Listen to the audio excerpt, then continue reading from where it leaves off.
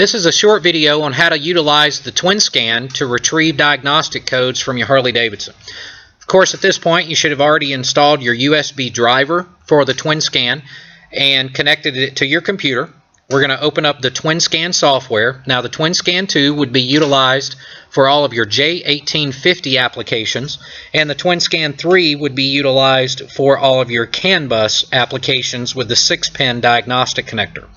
So again, your twin scan is plugged into the diagnostic connector of the motorcycle. The USB cable is connected to your computer.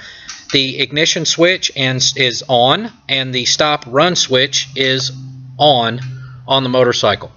So in the software, we're going to go to View Diagnostic Trouble Codes, and select Read Codes. Now if you've connected it properly, you're going to see that it has found the ECM node, the turn signal security module or turn signal module node, as well as the speedometer node.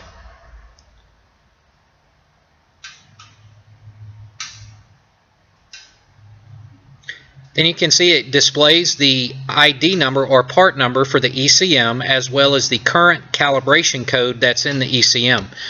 You'll notice the format of that calibration code. That would be a format that you may be familiar with from utilizing race tuners and TTS master tunes. But basically, if it's a number formatted similar to that, then you know that that ECM has been flashed with a race tuner or TTS master tune.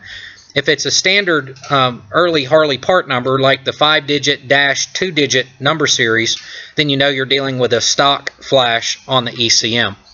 You can also see that the TSSM part number is displayed, as well as the calibration code and serial number. Okay, in the following section you'll see the diagnostic trouble codes. It tells you how many times, how many trips since the last code was set. Tells us that there are no current diagnostic codes, which means that there are no current problems on the motorcycle. However, we were also able to retrieve the historic diagnostic codes.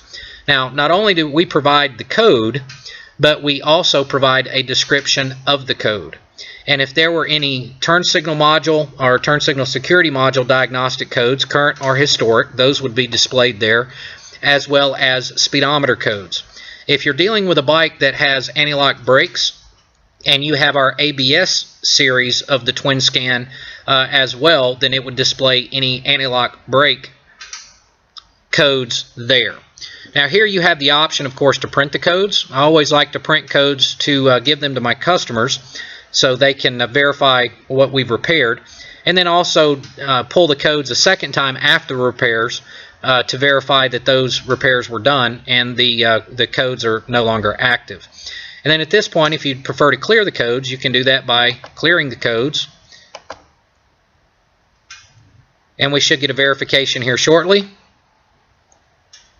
Okay, we got a, I'm actually glad this has popped up. This particular motorcycle has an aftermarket speedometer on it. And occasionally with your aftermarket speedometers, even though they are plug and play, you may get a similar error message to this. If that is the case and it's an aftermarket speedometer, then you can just click OK because it produced no codes anyway. If it was a factory speedometer, you wouldn't see that error message. So once you've cleared the codes, you can hit exit and turn off the motorcycle.